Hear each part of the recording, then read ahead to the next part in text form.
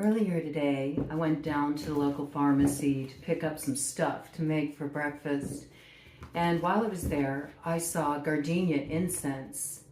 And I was really drawn in by it. I'd never seen gardenia incense before, and I love gardenia.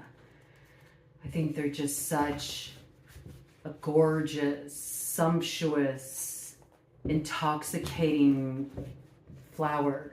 And the scent is so enchanting and alluring and almost seems mysterious. It really draws you in. There's a lot of sensuality that comes through the gardenia. And so I thought, ooh, I think I'm going to treat myself to some of this incense and infuse a little of that energy into my environment. And so I brought some home and I lit some up, and instantly it did something to my consciousness. That scent came through and I felt a distinct shift, and I started getting a download. And since it started, it hasn't stopped. It's just been this steady stream of consciousness. And I've been writing down page after page after page. I have so many notes. And I knew I had to bring this in. But I thought, how am I going to bring all this in? This is something that's a bit of an odyssey. Like, I could bring in so many downloads in relation to this. But I thought, let's bring in a portal report looking at the next 72 hours. And I'm going to take you on a ride down that stream of consciousness that led me to some pretty deep places. I think there's so much that's coming through at this time that is deeply rooted in the past. And I mean way back. As far back as we have historical knowledge. And even where we do have historical knowledge, there's lots of gaps. There's lots of places for speculation. There's much that's shrouded in mystery and open to interpretation. And I think that has a little something to do with this landscape that we are moving through, because we did have the water trine get activated again on the 17th. And it's in full force right now. It will be up until the 23rd. But we know these influences will continue to linger. And we know that that air wave is riding it out with that water wave that came in. So this is a journey that we entered into on October 13th. And it's only gathering momentum. It is taking us further down that waterway to that place of rebirth. And that's why what came in was so surprising for me. Not only surprising, but once I got to peer into it a little bit, I wanted to go all the way in. I wanted to dive in head first. Yes. My instincts told me there was some key here for transformation, that I needed to get the hidden knowledge that was waiting for me if I just took a bite of that forbidden fruit. And see, this is the energy that is wanting to surface in the collective consciousness right now. It's that eagle medicine to free our minds, to sit in that place atop the Yggdrasil tree, to have that sense of freedom and that bird's eye view, to go higher than we've ever gone before. And well, there's another civilization that had that desire as well. And it was ultimately their downfall. And they come into this download too. More on that in a minute. But even as we're wanting to experience this rise, there are the forces that demand that first we dive deep, that we journey below, that we find a passageway to get where we want to go, first by heading south, moving through the territory of the underworld. And it's a theme that's at the forefront right now. And as I was pondering this, I thought, how did the scent of gardenia lead me here? How did it take me to this place in my consciousness where suddenly I'm thinking of the things of the underworld? And then I heard the Hanging Garden. It just tumbled into my consciousness, the Hanging Garden. And me, I mean, the first thing that I thought of was The Cure. And it calls to mind the opening lyrics to that song, creatures kissing in the rain, shapeless, in the dark again. In the hanging garden, please don't speak. In the hanging garden, no one sleeps. Catching halos on the moon gives my hands the shape of angels. In the heat of the night, the animals scream. In the heat of the night, walking into a dream. And I thought, why would that come in with gardenia? Why did gardenia take me there? There's got to be more to it. What is the meaning behind those lyrics? I really wanted to know. Anytime a song comes in, I always want to know, what was the artist thinking of when they penned those words? And so I had to look it up. And I did find an interview where Robert Smith was talking about the inspiration behind the song and the hidden meaning. And all he said was, the Hanging Garden is something like about the purity and hate of animals effing. And I thought, whoa, that's kind of intense. And so it's sort of like sinking into that, leaning into that, feeling it out. And it made me think, of course, like the primal nature, the animal nature. But I thought, gosh, there has to be something more to it than that. I mean, the purity and the hate. Well, animals are very pure. They're very innocent. And this is an energy that's come in recently. Purity. It came in on the download last night. Purity. And remember, purity was in a place of distortion. It was something that we needed to recover. And so there was all this energy coming in about the need for purification, spiritual purification. And of course, any process of spiritual purification always involves some kind of diving really deep into the underworld. And then I remembered the Hanging Garden of Babylon, one of the 7 wonders of the world. And so I wanted to look up some information in relation to that and do some studying. And I don't like to go by, what AI pulls up or what you find on Wikipedia. Like, I like to go real deep. I like to go to the source, and I have to do a lot of studying when I'm tracing these threads. So I have more of a comprehensive understanding, especially when delivering a download like this. So that took me a lot of time. And on the way there, I came across a novel. It's an out-of-print novel. Was released in 1980 by David Wagner, and it's called The Hanging Garden. And I thought, just looking at the timing of the release of The Hanging Garden by The Cure, I wondered, could there be a connection point? Is there a similar thread? Was it perhaps a point of inspiration? And when I looked into it, I realized that quite likely it was the impetus that inspired Robert Smith to pen that song, because there are animals involved in that story. And it's pretty brutal. It's something that's very dark and sinister in nature, and it is about harming the innocent. And it's a really kind of warped story about a retired politician named Simon Burrows, who moves to a rural area. It's like a rural area that's like wooded, and there's mountains there, and I don't know, some of these features may be coming into the download. There might be similarities, which is why I'm bringing it in, okay? Also makes me think of the strange territory, right? The wanderer, that message has come in.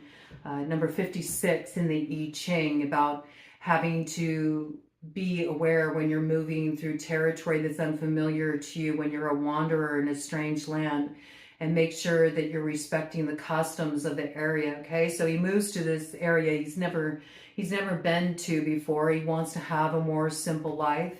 He moves in with his new girlfriend there and starts noticing strange things in the neighborhood. Now, he is a breeder of show dogs. And he just wanted to spend the rest of his life just being in a more natural setting, breeding his show dogs, and, you know, nesting with his new chick, man. And he uncovers a real vile secret that involves the harming of animals, and how his neighbors are all connected to this.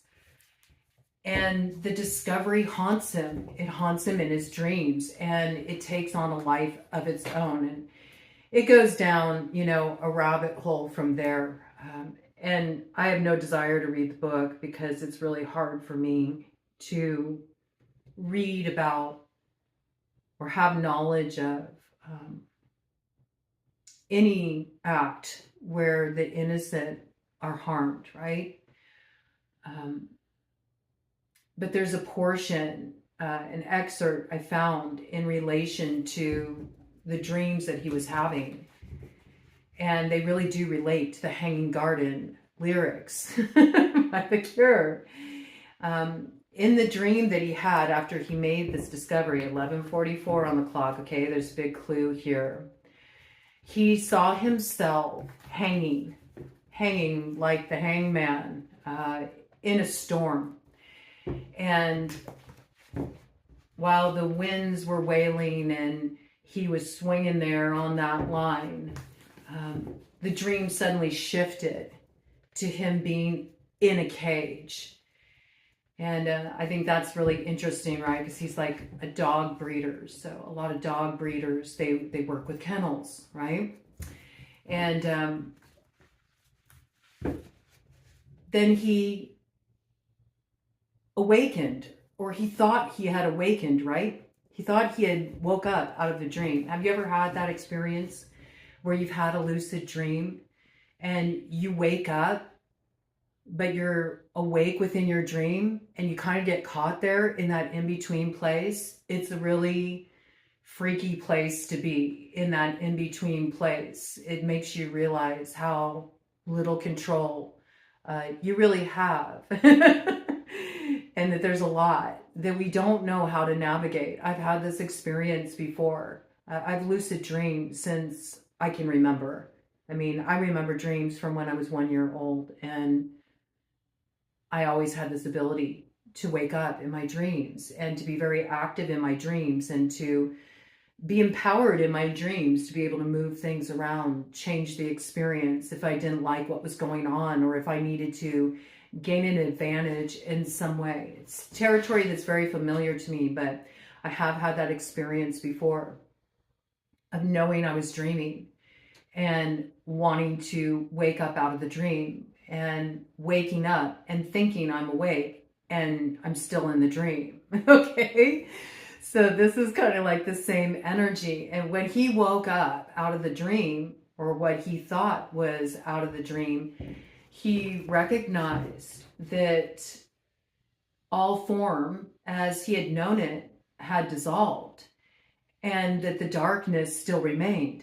And so did the cage. Something had fundamentally shifted for him in the dream state.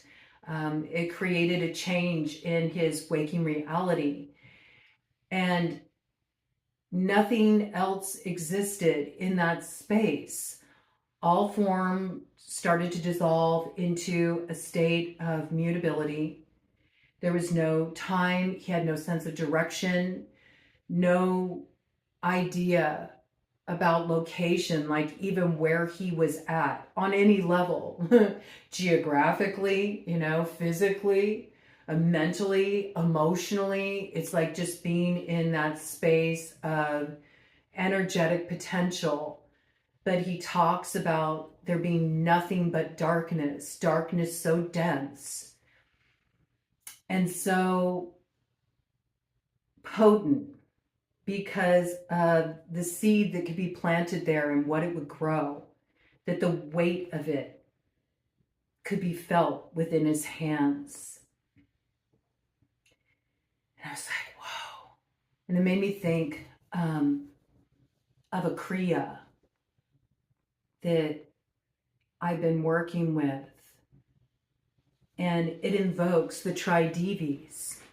And with this Kriya, you gaze into the palms of your hands, and you do it at sunrise. And as you're gazing into the palms of your hands, and you're thinking about what will fill these hands on this day, you work with this mantra.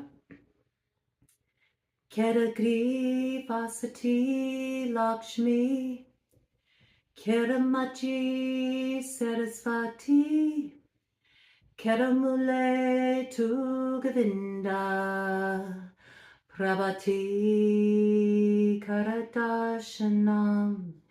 And it's an invocation where you are calling the creative power into your hands. And in calling that creative power into your hands and focusing on your hands, you become very aware that your hands are the hands of the goddess, and your hands do the goddess's work, and you hold this creativity in your hands, and there is power in this. And so there's something coming through here about holding power and understanding that our works, our actions, what we do, they have a very powerful and lasting effect, even if we may not realize it on the surface. And if you really look deeply into that story of the Hanging Garden, and this character, Simon Burroughs, who is a breeder of show dogs, and then the vile secret he uncovers about the harm that comes to animals who were left in shelters. The breeding of dogs is a byproduct of that, because how many discard their dogs. And so that energy was really interesting for that correlation, that piece to come in about the accountability, holding power. Yes, holding power in our hands. That point of self-knowledge, that what we hold in our hands and the works that we do, that is the inception of the creative cycle, and it becomes whatever we imbue it with. So interesting that came through in his dream, being like the hanged man in a storm. It does evoke the quality of the hangman of tarot, and that brings through so many different archetypes, right? So many different archetypes. It brings in the archetype of Odin and many others who have sacrificed to gain some kind of knowledge. And sometimes you look into these areas that have not been discovered by yourself yet. And once you peer into them and you gain that vision, you can't take it back. And it does illuminate for you certain things that you weren't able to see before, ways that you have used your power, and maybe your intention wasn't to create any kind of adverse ripple effect, and yet it does. And in association with this vile secret that was uncovered, the intent was purely just for the desire to harm. And so there's something here too when we look at the Hanging Garden, because there's a lot that's sort of sensual that comes through in that song by The Cure. And so it almost makes me feel that there's a little piece there that Robert Smith was alluding to. Maybe he was inspired by that book. But it's also talking about maybe connecting with somebody on an intimate level, and yet having it be just purely animalistic, purely for the pure satisfaction, gratification, primal fulfillment of desire in that moment, but not having any sense of true connection, and maybe even being a little bit almost rejecting of this desire, this urge, because there's a recognition that there's something about this behavior that causes harm. We're going real deep into the scorpionic territory with this download, okay? But it feels like it's necessary for it to come in, because it is shadowy material that we're moving through, but it's also progressive. It's something that will carry us forward if we can purify it. So I really wanted to bring this forward. All right. So then I was like, okay, that was a really strange segue to head down that track. You know, it started with the scent of gardenia, and then it led me to the cure. And from the cure, isn't that interesting? The cure. The cure for what ails us, perhaps. And then it led me down this dark alleyway, you know, this dark alleyway of the Hanging Garden, this book about something that is just about harming the innocent, harming something so pure and so innocent, and getting some kind of gratification out of it. And then recognizing how somebody can be connected to that, even though they're not the one who's directly involved. And that makes me think a lot about the quality of complicity. And that's something that's been coming through a lot recently too. 2133. You know, when you know that something is wrong and you turn a blind eye, once you have that self-knowledge, it automatically kind of attaches you to a certain thread of how power's been used. And there's a personal responsibility in how you move in that territory too. And that can create quite a quandary as well. It can be something that can get us caught up, can be like the hanged man hanging at the crossroads.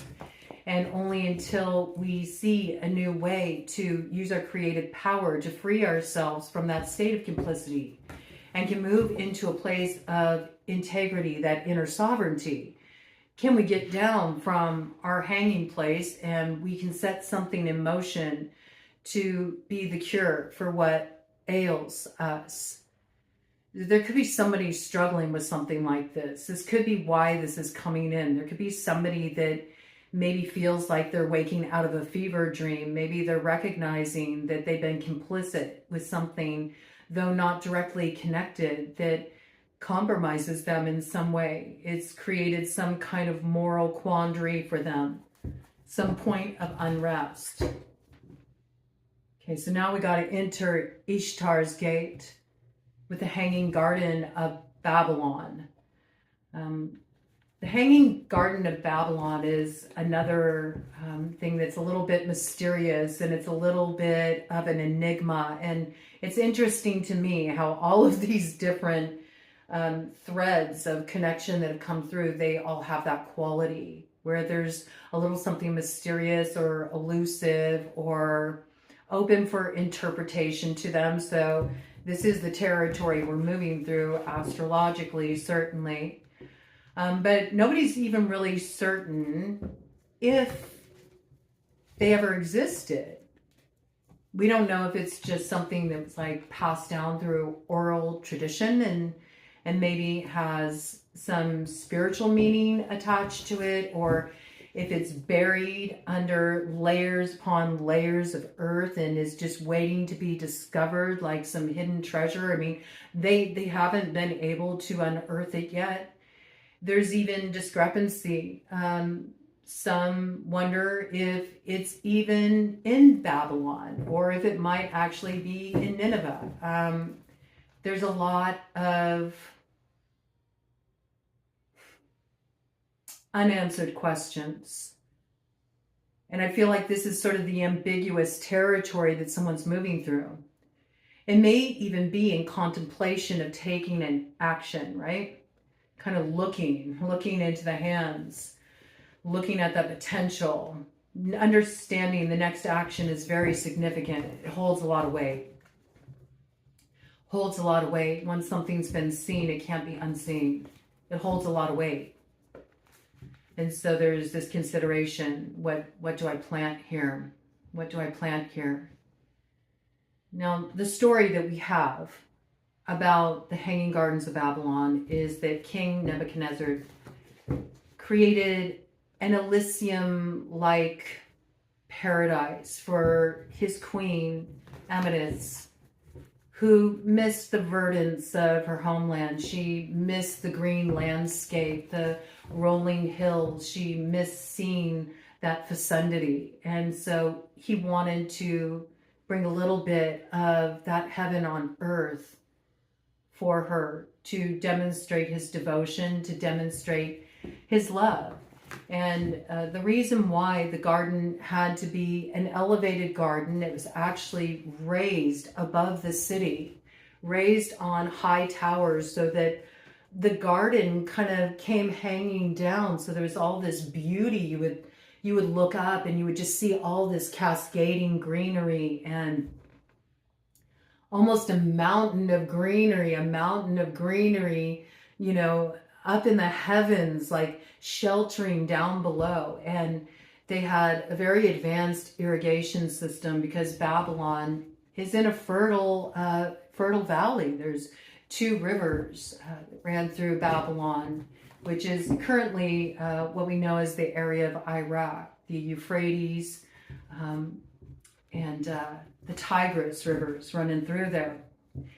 And they use that water in a very clever way. So there's a lot about the Hanging Gardens that, even if it is just something that is a story, a little bit of lore that is passed down through oral tradition, it speaks of man's desire for progress. And we know that with Babylon in general. I mean, the Tower of Babel, it was all about wanting to reach like that godlike status, to have a little taste of the divine, to experience something otherworldly like that, to hold a piece of it in the hands.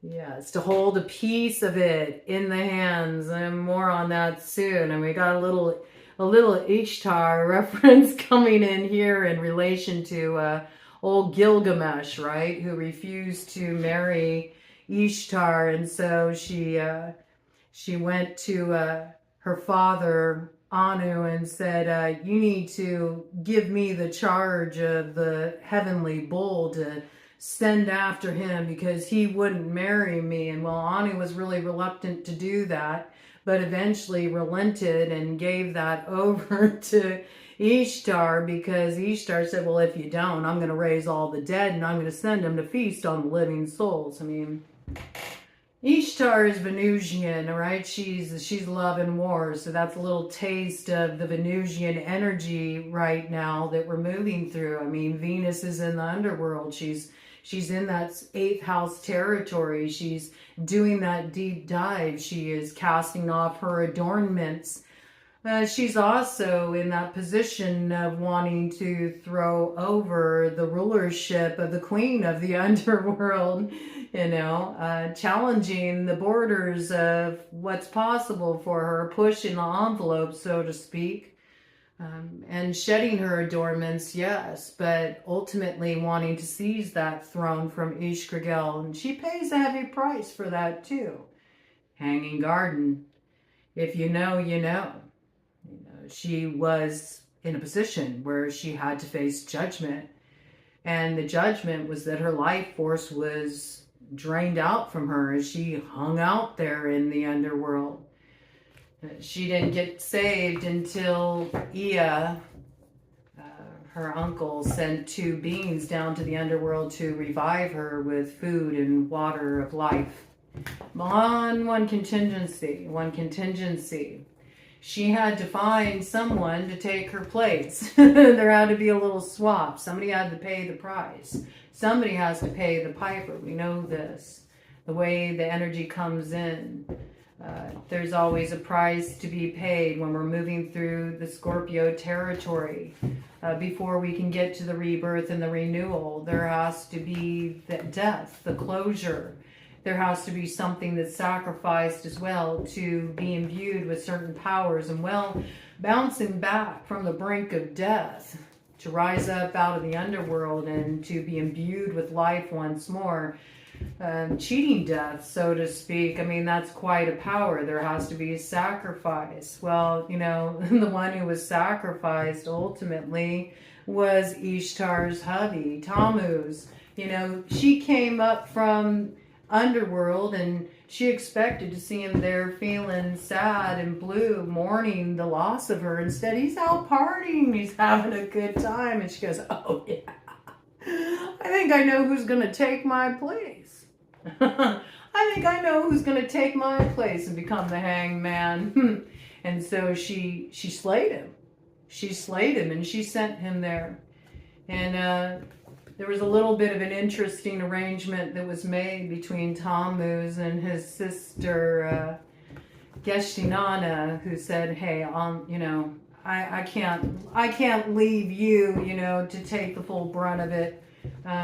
I'll take the other half of the year. So they share that time in the underworld. So it's interesting, right? Like kind of a third party situation. It feels like it's bringing that in.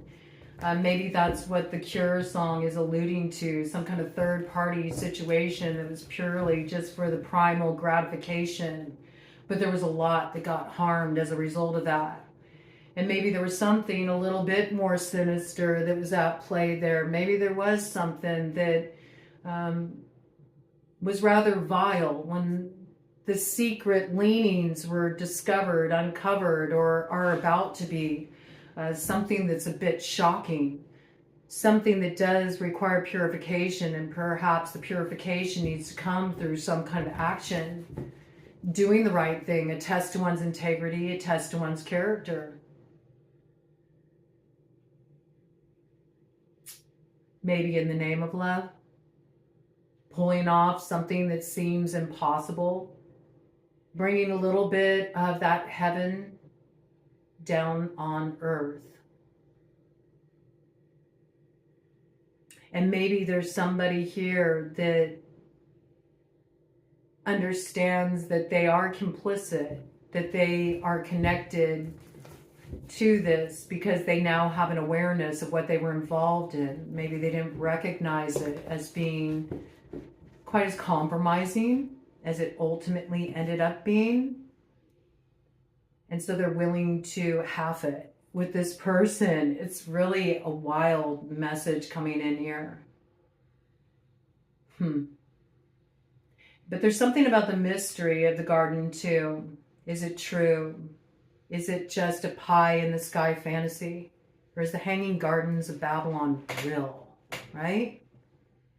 I mean, the gardens were said to be something that just inspired mystic awe. It was a bit like the goddess herself letting her tresses fall down and cover the city with her cloaking and protection, to just be held in the abundance of her creative energy, just to be surrounded by all this beautiful greenery and exotic flowers and all the beautiful perfume scents that wafted through the air, and all the waterfalls from this system they created that would keep everything growing lush and full and just overflowing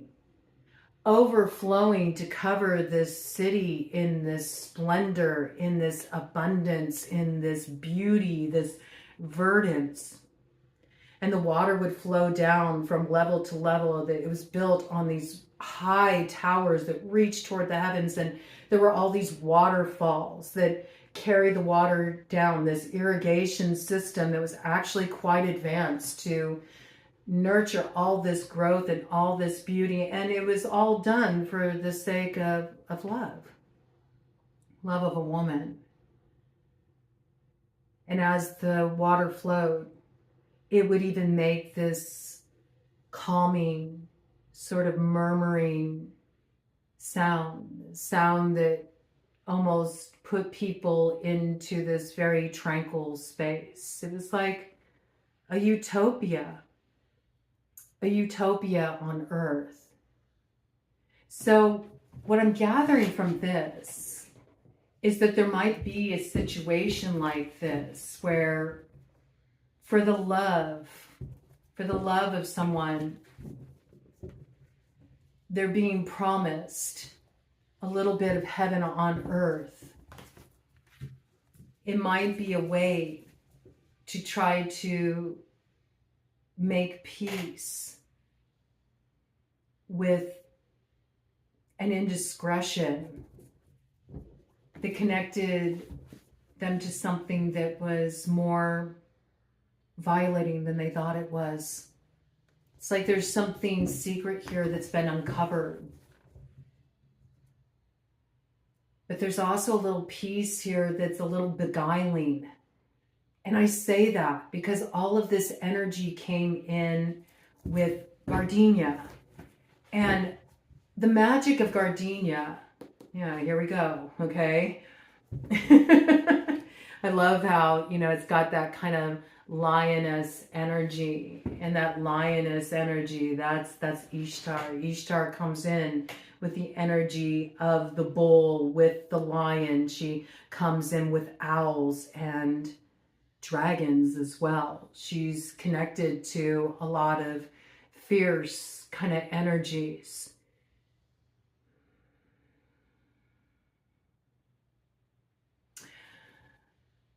Her magic is very much connected to the energy of the gardenia. And even though most often when you look at metaphysical correspondences, Ishtar is connected with the energy of rose, I feel like gardenia is also a very harmonious match for her energy, just because of the alchemical power that gardenia holds.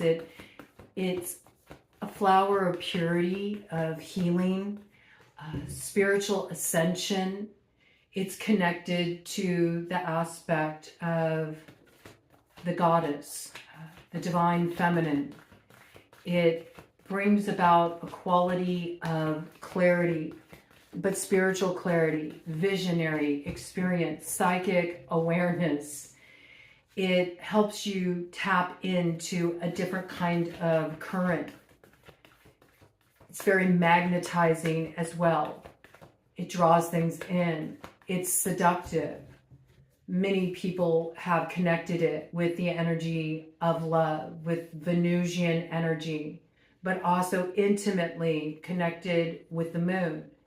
And as such, holding the energies of both Venus and the moon, gardenia is deeply connected to the magic of glamour. And glamour can be quite beguiling. Beguiling is enchanting and it's seductive and it draws you in, but it can be quite deceptive.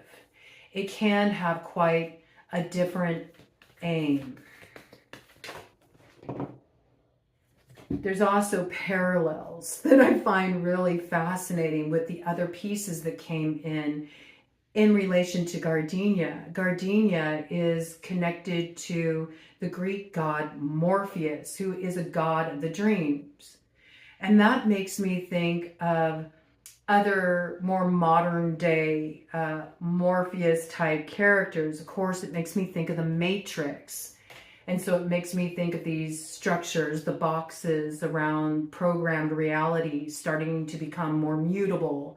The form is starting to fall away. Now we're in the in-between place. And there might be this piece coming in to understand that as this happens and as the vision comes on board for more and more people, that is a lot of potency to hold in one's hands. It's darkness, but what's planted there is very dependent on the intention of the one who holds that power, is in recognition that they hold it. And there can be beautiful things that grow there. There can be things that are like the hanging garden of Babylon that are rooted in love and wanting to bring beauty and a bit of that quality of heaven, this Elysium quality down to earth. But there can also be something that is more distorted. as in harming what is pure. And I think of what's harming purity is also that advancement piece that came in on the download last night in relation to this new moon energy that we're moving through, and the way technology and advancement, much like the Babylonians wanted to have that advancement, they wanted to continue to elevate, and how it ultimately was destructive. It's the same kind of thread running through here. So these themes, you know, this desire to have power, to usurp, to overthrow, and the cost of that, what comes with that when one is hungry for power, right?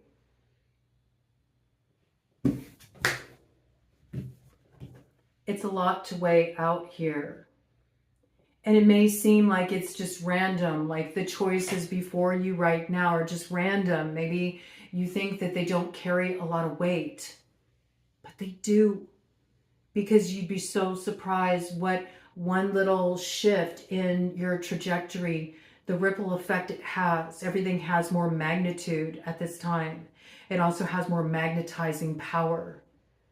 And this peace, the complicity, it keeps coming through. There's something that we have to remember when we think of Ishtar's gate of transformation. And it makes me think of Astarte. She's also known as Astarte. She's known as Inanna.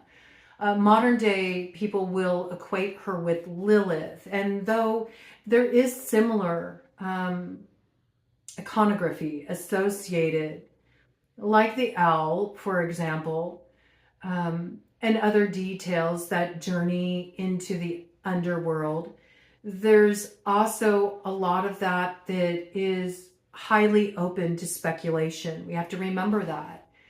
And again, it's a bit of the mystery. So there might be a piece here coming through too. You may think things are just random, but there's actually a lot more to the story. It's that high priestess territory. There's so much you don't know. And it's those pieces of information, it's those keys that open certain corridors of awakening, of knowledge that's been deeply buried within the archives of your past. And when I say your past, I mean your origin story, the roots itself of humanity that we need to be aware of here, that we don't really understand what a pregnant pause this is. Because Astarte makes me think of the Stargate. It makes me think of the Aquarius Ring of Fire, that initiatory portal that really puts us on the track for our destiny, that comes in on the 17th of February in 2026. And how everything is leading us up to this point. And that none of the choices we make right now, they're not random. They're not. There's ripple effects that come connected with them. And we have to be aware of becoming complicit in our desire to progress. Also, be aware of pie crust promises, pie in the sky, dreams, things that are rather fantastical, but may just be a bit of glamour. A glamour that can have one trading places with another in the underworld. It's really wild. So there's a lot of signs coming through in relation to these energies. There's a lot of murmuring in the waterway. And I think of that waterfall quality, and it is about letting go. It's about getting over. It's about entering the flow. But when I think about Morpheus and dreams and that quality of being in between and the connection with the gardenia, it also makes me consider that the gardenia was known to be a transporter to the Elysian fields, which was also another utopia. you could say a hanging garden of sorts. You often didn't get there unless you were a fallen hero, or you somehow gained favor from the gods that allowed you entry through the river Styx. You had to gain entry into that territory, into that realm where there were no sorrows, there was no storm, there was no snow, that storm connecting back to that dream, right? So there's this dreamy quality weaving through here, and it's all about the interconnectedness of things and things that pique your awareness. You may think there's no connecting point. You may think it's very random. It's not. There's a way all these seemingly insignificant things come together to create something quite powerful, quite potent here.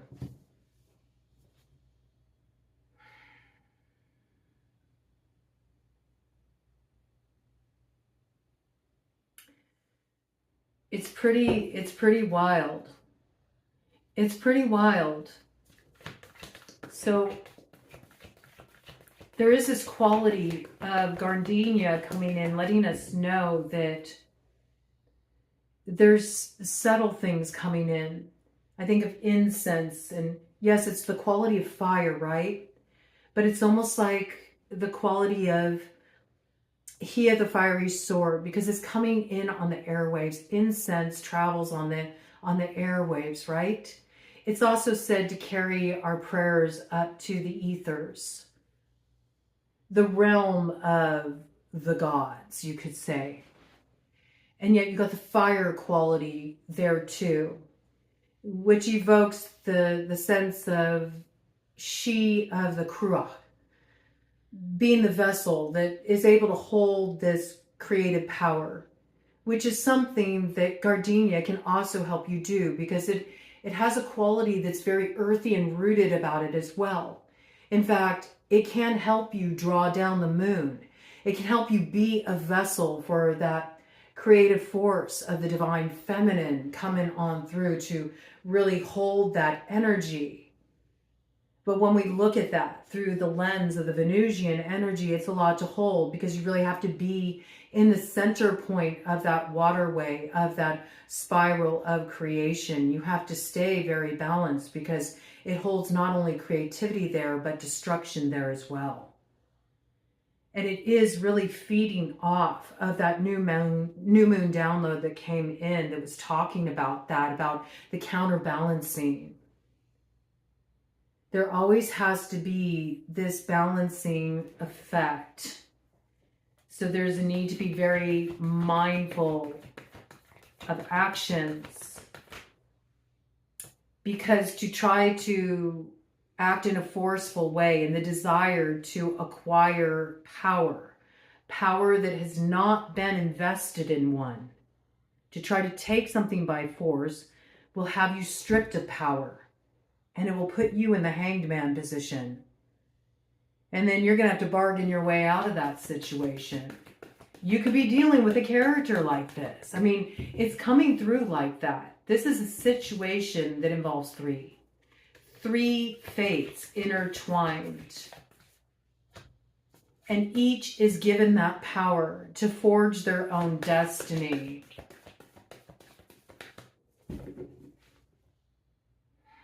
But it comes through using the power of the creative feminine in a way that is balanced with the steely, centered willfulness of what was forged in the fire, the sword, he of the fiery sword. It's that quality of that inner sovereignty coming through. Tell me about this. Definitely heading into more obscure territory here.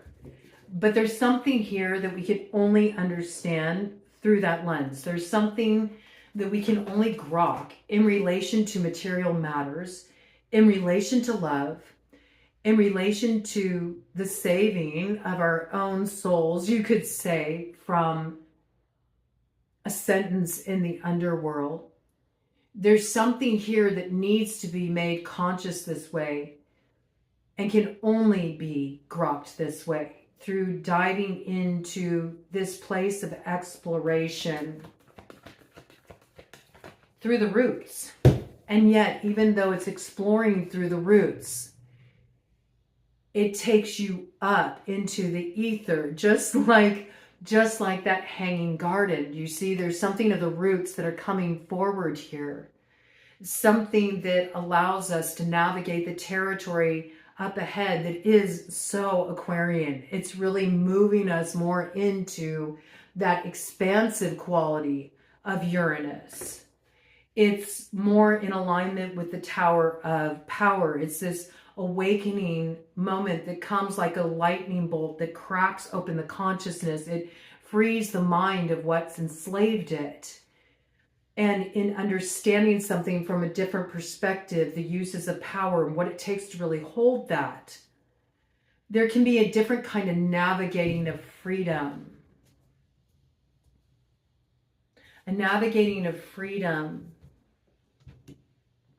without harm. Without harm. Without harm. And that's the dividing point there. This is what troubles the magician. I got like Gemini energy coming through here. It is the choice too. It's the choice. The choice of the lovers. But it used to be called just the choice. And what is that choice about? Perhaps there is a nod back to the magician, also associated with Gemini. We know we came in to this new moon with that mercurial Kazemi going down. So this is a little bit of the roots of things, you know, and how we move forward now that we have a deeper level of understanding once we've peered into this mystery. So for these next 72 hours, you're in the waking dream. And everything that seems random is not random at all. And in fact, it comes through as very random to pique your interest. It's a synchronicity that's drawing your awareness in. It's saying, pay attention. And if it provokes curiosity, then you need to dive into that. Curiosity may have killed the cat, but satisfaction brought it back, right? Brought it back to life. You got 9 lives. Makes me think of that Yggdrasil tree, the 9 worlds of the Yggdrasil tree. 7 gates in the underworld, 9 and 7, 16. There's the tower. See, there's something that comes from the roots here that gets us moving forward in an unexpected way. So when you have something random come up on your path, you need to pay attention to it because you're meant to tug that thread. It will lead you down a rabbit hole, and that is part of the hunt. That is part of entering Caradwin's cauldron of transformation. You need to tug on that thread. It's going to take you to some unexpected places. And initially, just like me, experiencing the scent of the gardenia and having it open up all this for me, if I wouldn't have been curious about it, I wouldn't have unearthed all that. Do you see? So there's something here that's beckoning you. It's courting you. It's saying, no, it's not just a coincidence. It's not just random. Follow it. It's trying to teach you something, but you have to have the courage of the explorer. You can't have fear about discovering what's there by digging a little deeper, by looking for the treasure, what it will reveal to you. There's something very foundational coming in here.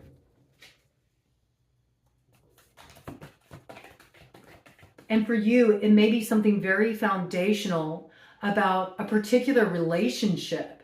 And there could be a relationship that you're navigating here. Or there's like a connection, like starmates who are trying to resolve some quandary and something that has everybody caught up in perhaps a little bit of this in-between space. Not knowing how to wake out of this dream, being in that place of darkness, feeling like I can feel the weight of this. I know that what I do next, it holds a lot of power. And because of that, I have fear. I don't know how to impregnate the future. And yet the mother's belly swells. It's like the more you just hold on to the darkness, the more the darkness encroaches. The more you become the darkness, the more the darkness, the what ifs, it becomes a cage. It's what traps us in our minds, and the Eight of Swords. And so there really is a need here to know. You need to start paying attention, because there's clues. There's clues that are helping you decipher what currently seems a great mystery to you, what currently seems shrouded, and you have to approach this in a different way. You're not going to find your answers in a book. There's not going to be anybody who can give you these answers. It's 55:10 on the clock. Double tens. Do you see? This is something about turning the wheel. And the wheel, it's the big wheel in the sky that keeps turning. You may not know where you'll be tomorrow, okay? But you're on that road, whether you recognize it or not. The journey's already begun, just like the hunt's already begun. You may think you're standing still in one place, but you're not. You're in the waterway. So you're flowing, whether you recognize it or not. And as long as you're in that waterway, the water's a conduit, and you are part of that water. So you are emitting a particular frequency here.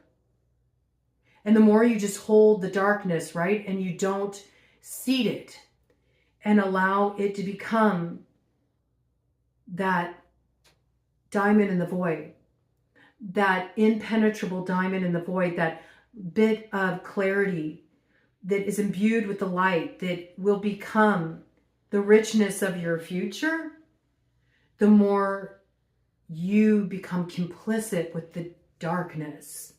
Does that make sense? I don't know if it makes sense, and I don't think it even matters if it makes sense. But that's how it's coming through. That's how important it is to move into consciousness, conscious awareness. See, because conscious awareness does automatically move us into a place of activity. The darkness is a resting place, but too long in the darkness, it becomes a cage. Okay, this is how it's coming through. And it's so important to pay attention. Pay attention, not only to how you're moving, okay? Not only in how you're moving, because Ishtar does bring lessons about boundaries, and there's a lot that Ishtar learned about boundaries by trying to force her will, force her way, right? There's a lot of that warring energy that comes in here, and we've had a lot of heavy duty energy come in, and we know we're moving through that territory with the fixed stars where it can bring about less than desirable results. If we're moving in such a way where we're fixated on what we can get by misusing our power. So this we need to be very conscious of. There's a lot of tempering that's needed here. And yet there is the quality of Ishtar that is that queen of the heavens. There's that quality of Ishtar that rises. She has a lot of parallels with the Empress in the tarot. She brings about that fecundity. She brings about that beauty. She brings about that growth. It's the Venusian dichotomy there. So how do you be in that center balancing point of knowing when it is time to engage the will and that fiery spirit, right? That fiery fighting spirit that does give you the courage to rise and to be able to call the right shots. And when is it time to temper it, to purify it more in alignment with a spirit of healing, cultivating beauty? It's tricky. And what can beguile you are the parts of yourself that aren't conscious.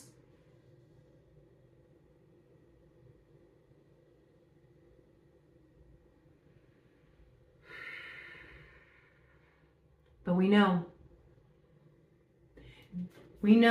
that Ishtar shines like the morning star, the evening star.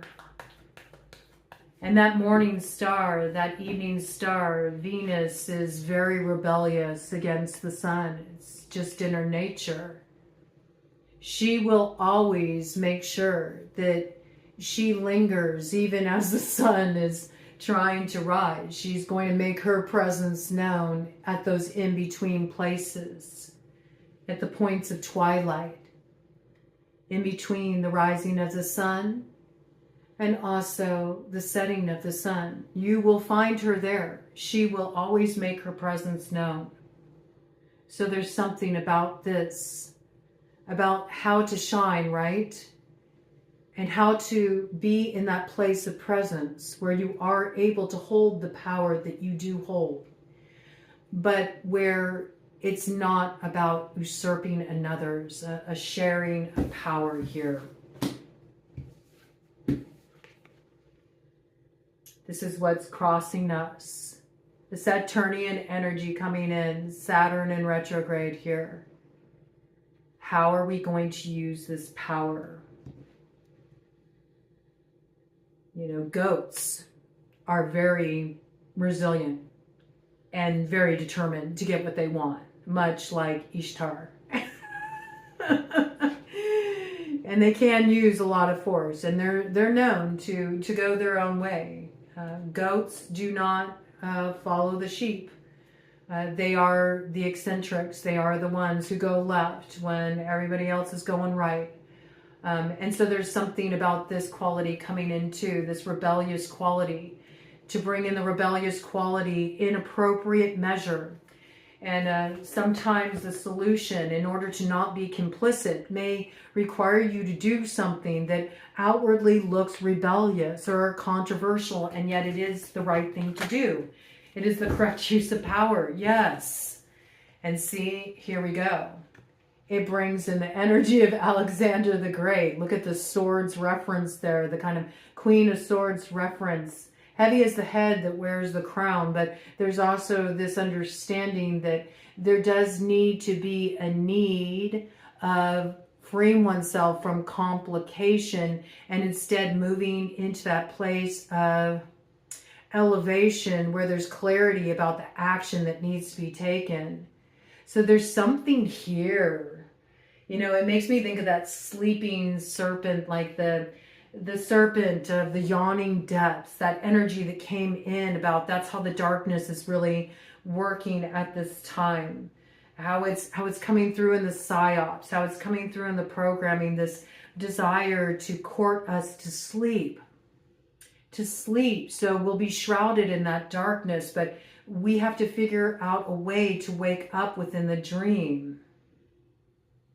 Because only when we do can we weave something of beauty in that space instead of what is currently coloring the landscape. And it may require us to do something that to others it looks like that's not fair.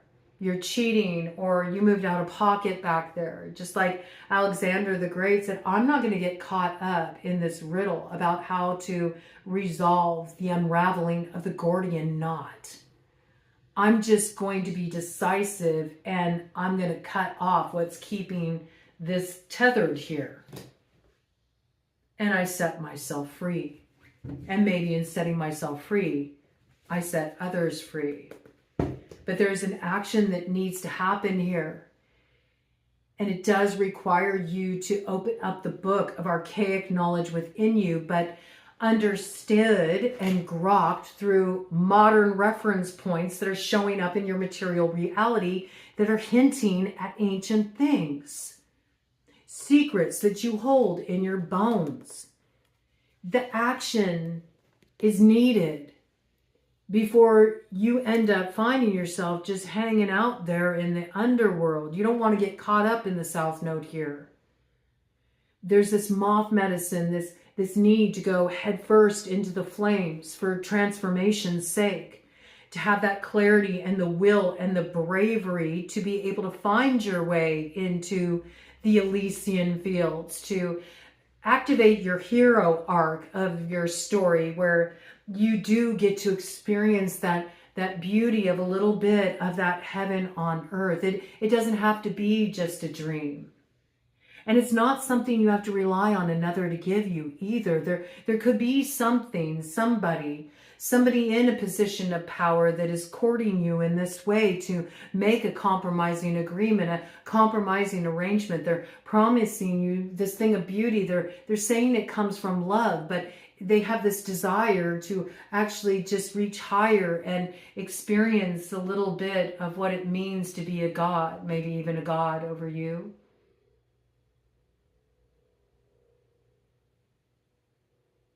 All I know is there's one that gets free here, and there's two that will continue to kind of balance it out, trading places, hanging out in the underworld until they too make this decisive choice.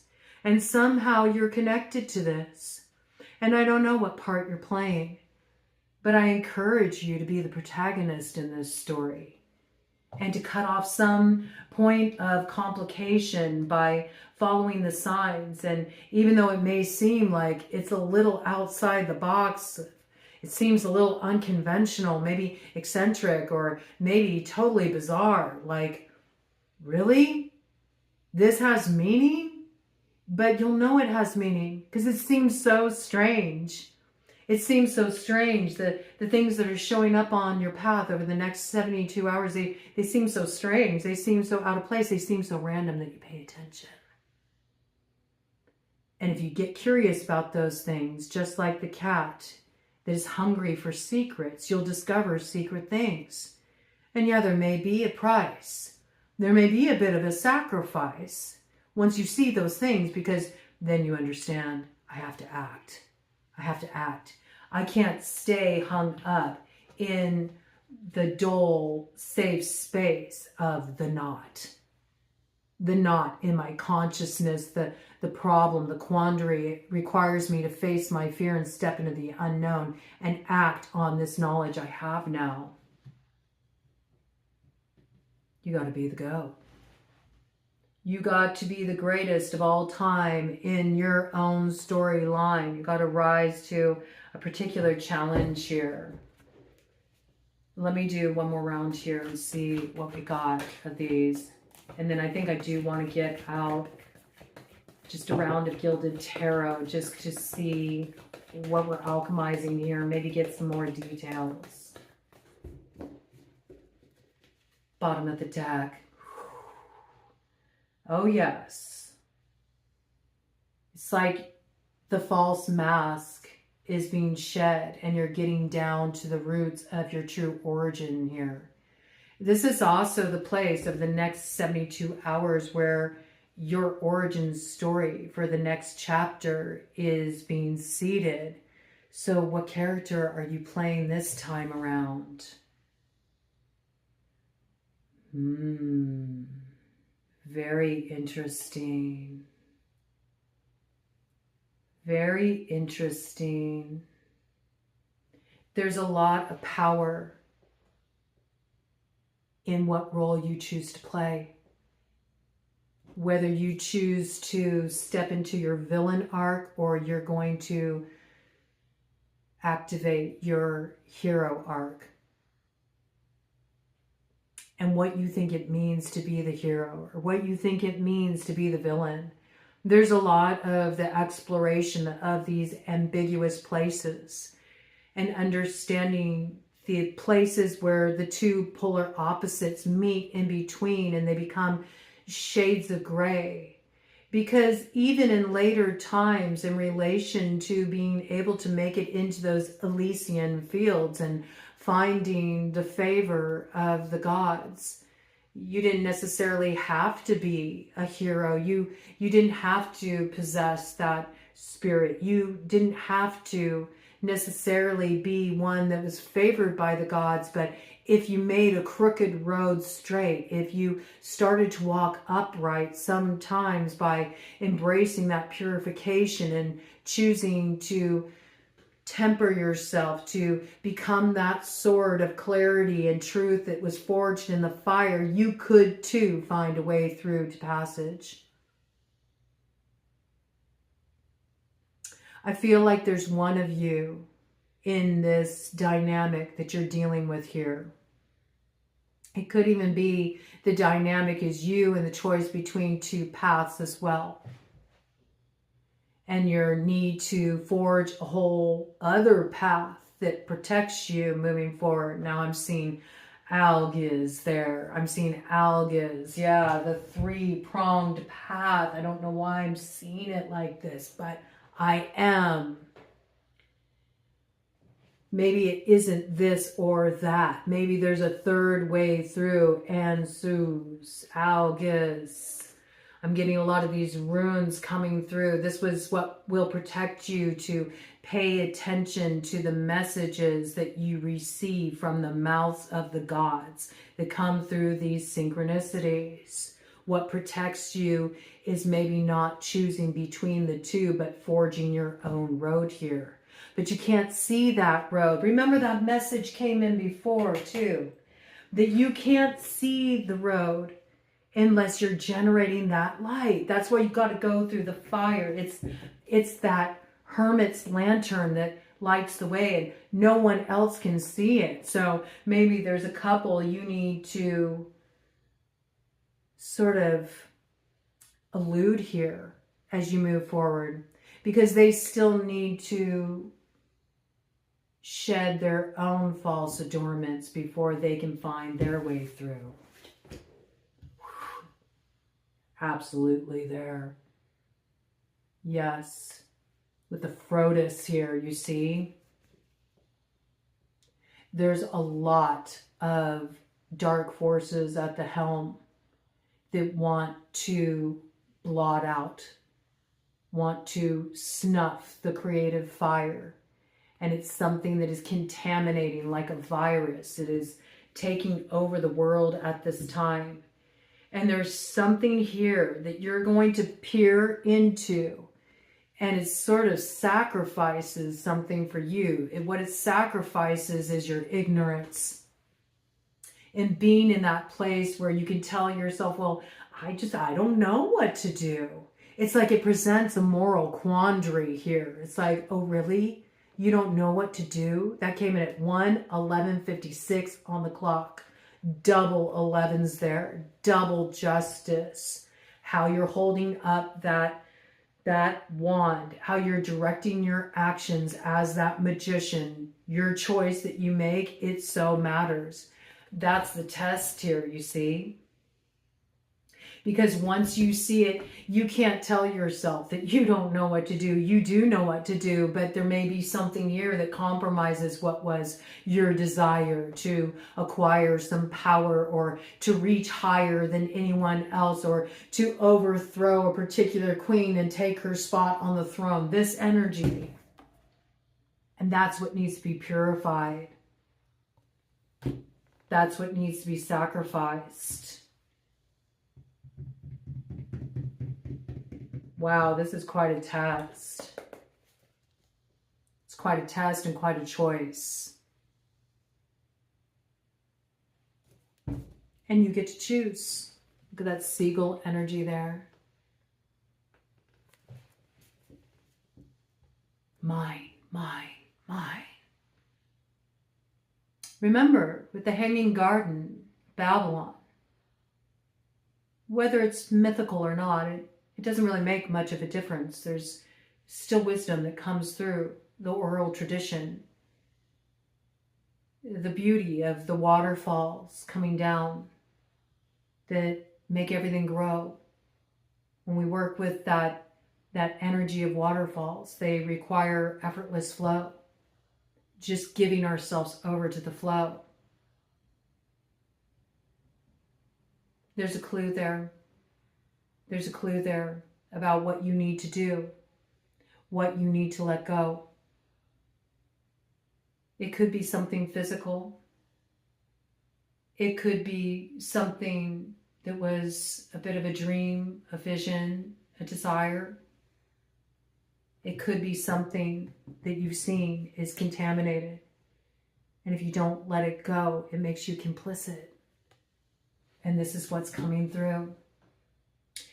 And once you see it, it's not about resting in that darkness and grappling with it, because it's that quality, like Nietzsche said, if you stare too long into the abyss, soon you'll find the abyss staring back into you, and you won't be able to tell the difference between that darkness and the darkness that's become you. You got to take decisive action. It's the only way through. Ooh, ooh, ooh. Cut of the deck. What do we got here?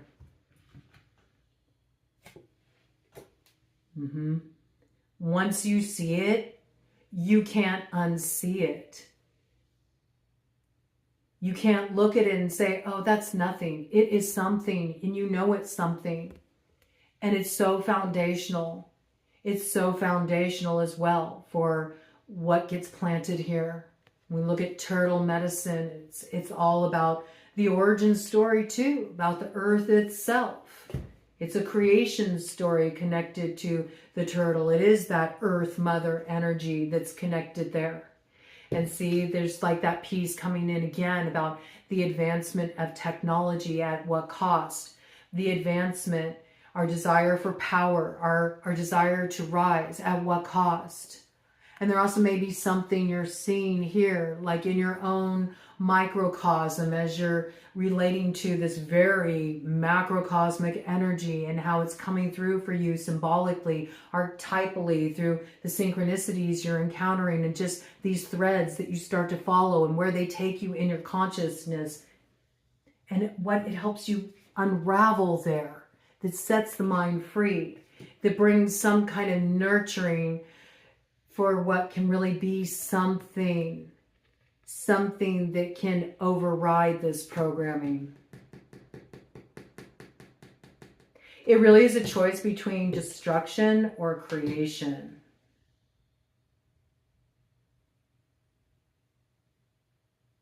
Destruction or creation.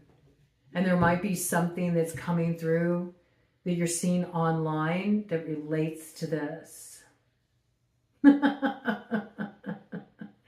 Yeah, I mean, and once you see it, you have the knowledge. You have the knowledge about what needs to be nurtured. That snake is suckling there on old Aunt Brenda, who needs to grab a hold of a particular matter. Just like that imagery of Ishtar, like taking the bull by the horns, man. There's something that you need to rectify here because the time is now. The time is now. It's like school's in session. You're going to be alerted to what you need to nurture here and ways that you need to transform what you have been nurturing up to this point, because you have the self-knowledge and you can't deny it any further. It was 1:17:33 on the clock. So there's like a lot of helpful guidance coming in here, but it's coming through rather mystical channels. And it does align you with the star. And do remember that when we look at the star, that 8-pointed star up there that is promised, it is Ishtar's star. Totally connected with that energy of that stargate. Bottom of the deck. King of Swords energy. Again, look at that. Ace of Cups. What needs to be purified to actually become she of the Kruak, that can hold that creative energy, that energy that nurtures all things, just like those waters flowed down from what appeared to be the heavens and nurtured that growth of the Hanging Garden of Babylon. There's a point of decisiveness here. And once you see it, it's very clear what you need to do. But in order to see it, you can't be shrouded in darkness. You have to be awake within the dream. And, you know, the psyops and the programming of the Matrix is a bit of that dreamlike landscape. You can't get free until you recognize that you're caught up in a dream. a dream that is a bit of a nightmare because it is shrouded in darkness. And once you become aware within the dream, awake within the dream, just like when I was a little girl and I used to lucid dream and I could change things around in my dream and I could gain mastery over what happened in my dream. Well, once you're able to do that in waking reality and you see through the illusion and you can spot the signs and you follow that current and you tug on those threads, there's quite a different destiny you can weave into being out of what seems a rather bitter fate.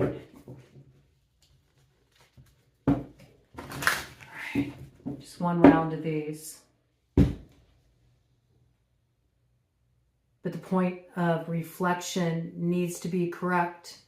And if one is just sitting in this place of despondency over not receiving something that maybe they weren't meant to receive, but they're so fixated on it. They're so fixated on what they didn't want to see, this vile secret that they've become aware of, that it's actually closed them off.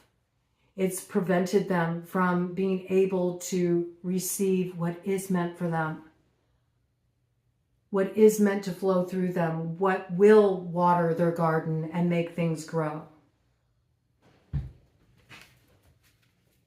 You got to pay attention. You have to be rooted to recognize it.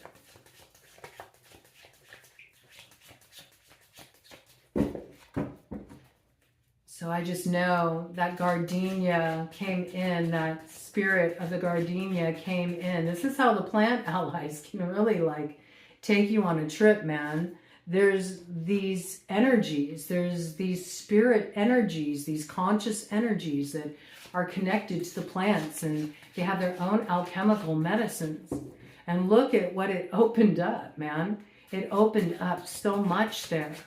And there is this piece of recognizing that that energy of gardenia came in to inform us about a certain current that's flowing through the waterway right now that does have us in this very liminal space. We're in that in-between place. And yes, it may seem like we're shrouded in darkness because we're heading into unknown territory, but there's a need to dive deep for the light. Dive deep for the light. Because once you dive deep for the light, you will know what you need to cast away so you can move forward on your path. And the hangman rises. The hangman rises. You see? You're not caught up anymore. You become aware of the numinous mystery. And now that you have the knowledge, you're meant to bring it forward. It's meant to be a guiding light through taking action and stepping on the unseen path, which has you abandoning a former pursuit, a former path, a former vision. Anything else here? Anything else here? So, you know, this runic quality came in, and that's important because the runes really do communicate symbolically. They speak of many secret things. That's the same thing with synchronicities that show up, these archetypal symbols, these things that seem random on our path. They hold so much knowledge. They hold so much there. And when they're coming through for you and you're getting this strange feeling of resonance, you're meant to really explore that and see what that's about and dive deep into it. Because if you do, you really do discover there's so much more there than just what's on the surface level. It's a bit of like the mouths of the gods communicating to you. It's that energy of Ansus, you know, it's the energy of Odin, you know, Odin, what seems so mysterious, being communicated to you through what's showing up on your path. You can't be able to grok it and really understand it unless you're willing to have that curiosity to see where it leads you. But if you do, you will no longer be hanging out here. And even though it may show you things that it's difficult to see, painful to see, it's the thing that gets you free. Or you can be complicit and then you'll get hung up, but it looks like you're turning this energy around. You most certainly are. Ace of Pentacles. It's the opportunity. Look at that. You're going to get the opportunity to see the unseen path, and it's what is going to carry you forward.